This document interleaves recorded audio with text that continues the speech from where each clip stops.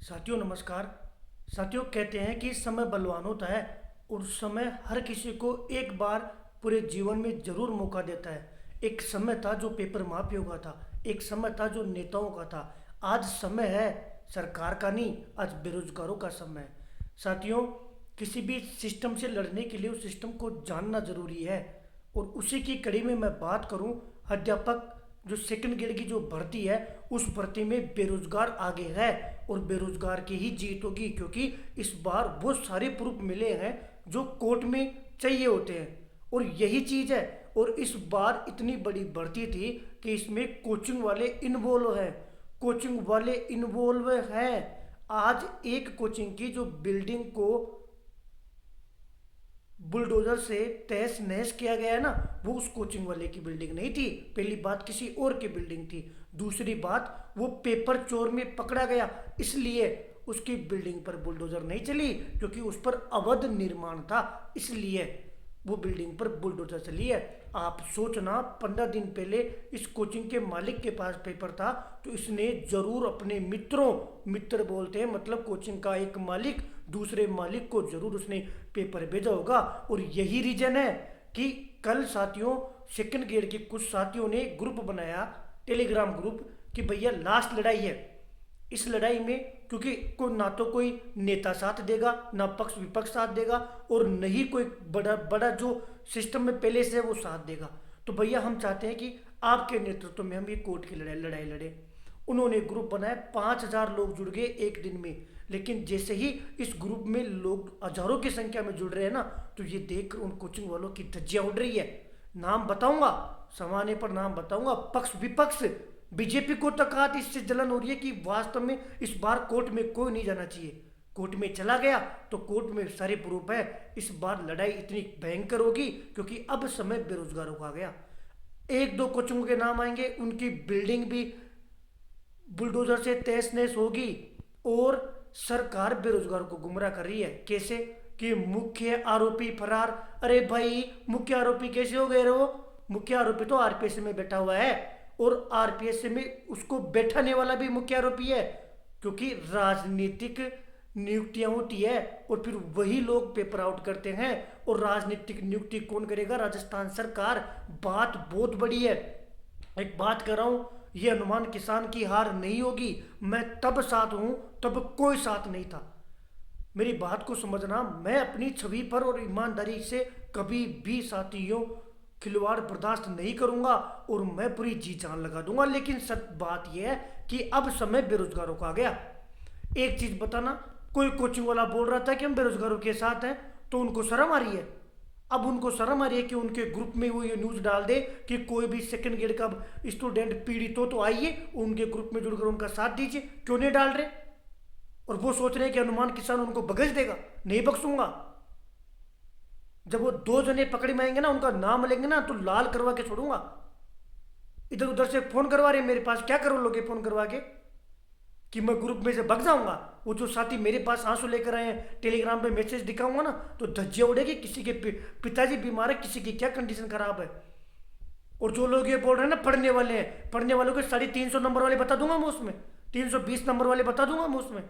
लेकिन 15 दिन पहले कोचिंगों में पेपर गया है, जांच होने दो, वो खुद कहेंगे कि हमने कितनी कोचिंगों में पेपर बांटा है। ये जो बड़ी बड़ी कोचिंग वाले एग्जाम के पास में एमसीक्यू लेके आते थे ना, इनका नाम आएगा। पेपर की आंसर की जो आरपीएससी 1 महीने बाद में भी जारी नहीं कर पाती, वो इनके पास, पेपर चोरों के पास आंसर कैसे है? इनके सब्जेक्ट एक्सपर्ट, जो सबसे बढ़िया टीचर होगा, देखना पेपर चोर पेपर लेता है उसका सोल्व उसी से करवाएगा, क्योंकि वो पेपर चोर रिस्क नहीं लेगा। वो उस पेपर को उस टीचर से सोल्व करवाएगा जिस पर उसको क्या पूरी दुनिया को भरोसा हो, और वो नामी और यूट्यूब पर गुमराह करता हो, यूट्यूब पे फेमस हो। उस टीचर पे, वो टीचर लाल नहीं होना चाहिए, होना चाहिए हनुमान किसान का। इतनी जल्दी इन लोगों पर असर क्यों पड़ा? 24 तारीख को परीक्षा देते ही मैं भी घर आ जाता ना, मैं भी रीट में तैयारी करने लग जाता ना, तो ये कुछ कुछ देखने को नहीं मिलता। 28 तारीख को प्रदर्शन हनुमान किसान के नेतृत्व में नहीं, हनुमान किसान ने अनुमति लेकर प्रदर्शन किया, मैंने रिक्वेस्ट करके वो प्रदर्शन करवाया। उसके बाद में बाड़मेर में 1 दिन करके बैठ गए। नहीं साथियों, मैं धन्यवाद देता हूं उन टीचरों को, लेकिन अभी तक बहुत बड़ा भांडा फूटेगा। और इस बार पूरी किस्मत बेरोजगारों के साथ है, हमारे साथ है। बेरोजगारों ने साथ दिया तो ये बेरोजगारों की जीत होगी, साथ नहीं दिया तो पूरे प्रदेश की हार होगी। इसके बाद में ना तो जिंदगी में कोई बेरोजगार कोर्ट में जाएगा, ना जिंदगी में कोई बेरोजगार सरकार के खिलाफ मोर्चा खोलेगा, और ना कोई बेरोजगार ये उम्मीद करेगा कि हमें न्याय मिले।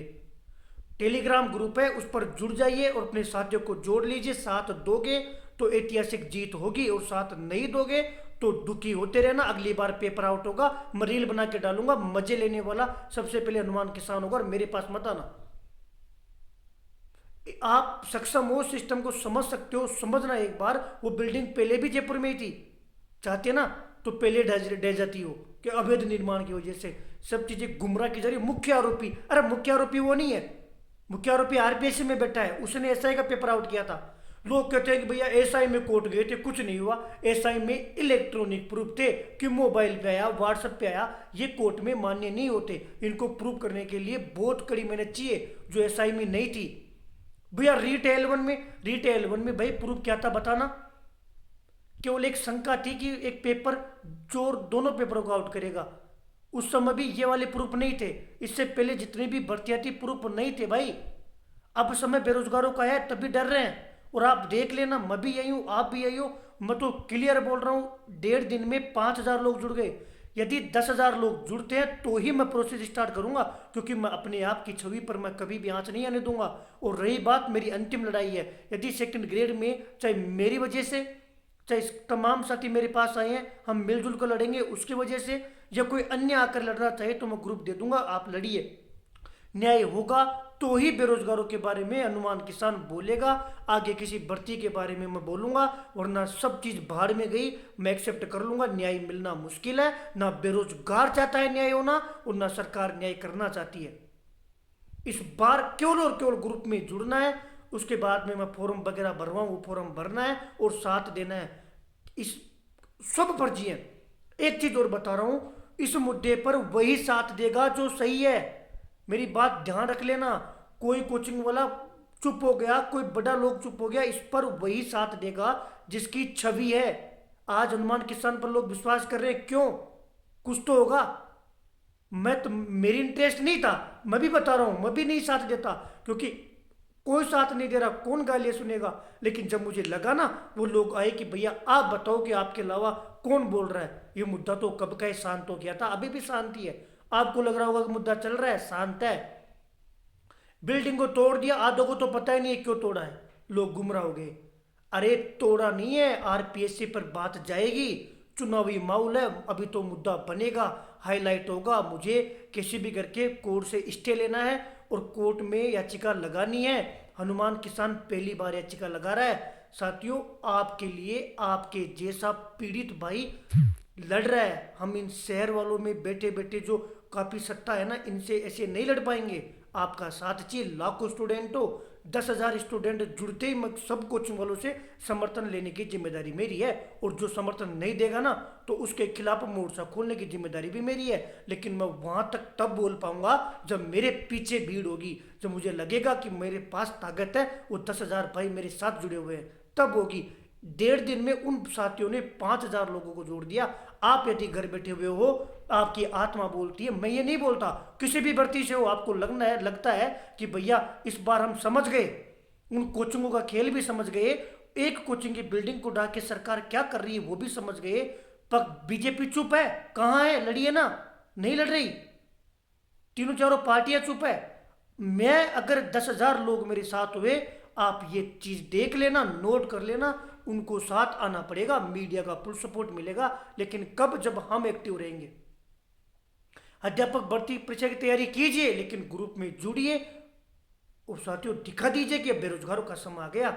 एक बार फिर बोल रहा हूं, अभी तो बड़ी बड़ी कोचिंग है ना, आप सुनते ही आपको नींद नहीं आएगी कि यार ये लोग भी ऐसा कर सकते थे। किया है भाई, पिछली रीट में अधिगमी चली थी, हुआ है। तमाम साथियों से निवेदन है कि टेलीग्राम पर जुड़िए और साथ दीजिए, वरना तमाशा देखने लायक भी नहीं बचोगे। हनुमान किसान।